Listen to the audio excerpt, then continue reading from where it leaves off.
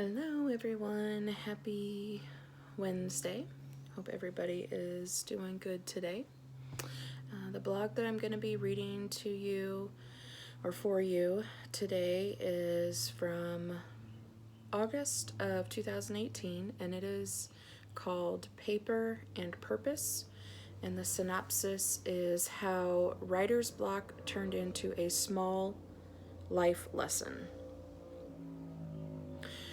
Sometimes a blank page can be intimidating, staring back at me with all of its emptiness, like my thoughts.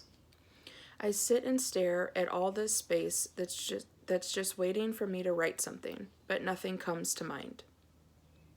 All of my words are gone. I have nothing to say, nothing of value or importance, nothing wise or earth-shattering. So I just sit here, waiting to say something, but all I can think about is paper. This paper in front of me only has one purpose: to be written on. Just to be open, ready, and available every time I have something to write. It has no control over what I write here. It's not responsible for knowing my thoughts.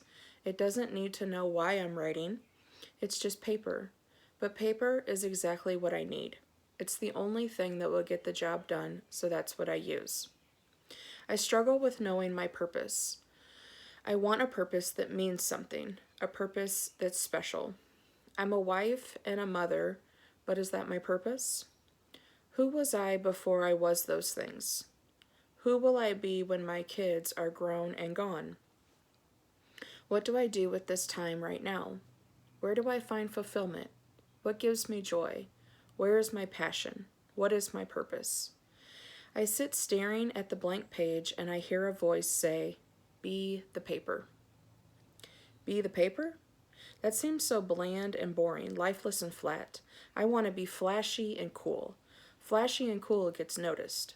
Boring and bland gets overlooked and forgotten. Getting noticed and try to be cool. Getting noticed and trying to be cool, that'll be my purpose. Be the paper. But I don't want to be the paper. I want to do big things, important things. Paper is small and simple. Doing big, important things would be much more fulfilling. That should definitely be my purpose. Be the paper. You are not overlooked, and you will not be forgotten, because I see you. Be open, ready, and available for me, God, to use who I've made you and how I've made you. Let me write my words upon you and fill your emptiness with my thoughts. I will use you to do big, important things for me. Let me write my story upon your life for others to read. Be the paper. That is your purpose. So that's my blog for today. It's another short one, but I think it definitely speaks to this was a huge part of what I learned at the beginning of my recovery journey, along with the video the blog that I read in yesterday's video about being filled up and poured out, that I had spent my whole life holding up an empty cup to everybody in my life and asking them to fill me up with whatever they could give me. And of course, that doesn't work. Either people don't have the ability to give you what you need. Well, they definitely don't have the ability to give you what you need, because it has to come from God. But, you know, the expectations that I was putting on people to meet all of my needs, it was just unrealistic. And so when I figured out, and I'm still learning this in deeper layers, but when I figured out that my cup had to be filled from God first, and then from there I could start engaging in healthy relationships and be able to give as well as receive, and not just be a taker for the rest of my life. And so then that message carries over into what is my purpose in life. And you know, so the blank page, feeling so much pressure to be able to, especially with my writing, feeling pressure to fill a page with things that are going to come across as impressive and life-changing, and mostly to get feedback from people, to hear how awesome I am, if we're being honest, because we all like to hear, that we're doing a great job, or that we're doing, a really good thing. But what I'm learning is that filling up a page with words just to continue getting people's approval and getting people's validation, that's pretty empty. And so I might as well just not even do it if that's going to be the motivation. So just really trying to be in tune with what I feel like God is putting on my heart, and then just writing whatever it is, whether, it gets any feedback at all.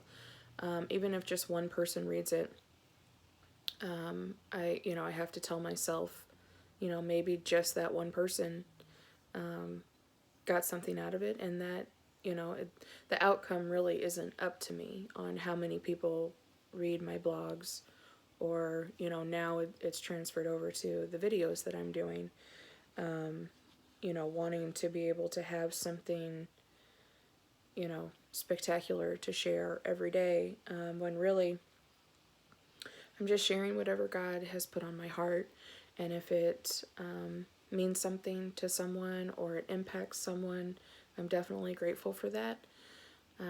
But just being obedient in those small things allows me to receive so much more from God than, trying to do all of these big, spectacular things that I think I need to do in order to, get people's approval, to be accepted, to be validated, and to find my value and my worth in what other people think about me or how other people see me.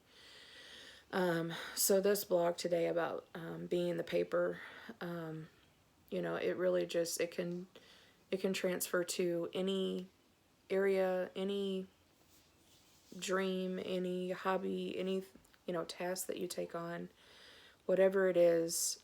If we're surrendered to God, if I'm surrendered to God, and I am just a blank page for Him to write His story on, then that's what the world sees, is God's story, and I'm just, I'm just the messenger, or I'm just the, the blank page that's being written on, or the blank canvas that it's being painted on, or, whatever the situation may be, however it pertains to each person differently.